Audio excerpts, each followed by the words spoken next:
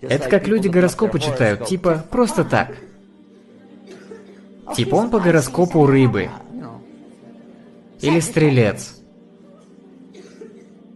Проблема в том, что многие мусульмане гороскопы читают, не понимая, что если они в них поверят, из ислама выйдут. А если даже читают не веря, то у них 40 дней молитвы не принимается. А если поверишь, ислам заново принимать надо. Даже если читаешь гороскоп не веря в него, у тебя в течение 40 дней не принимается молитва.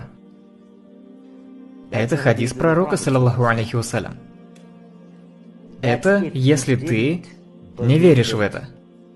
А если ты поверил в гороскоп, типа «О, мне сегодня удача придет», ты проявил неверие в Аллаха. Тебе все заново начинать надо. Все твои благие дела обнулились. Это не смешно.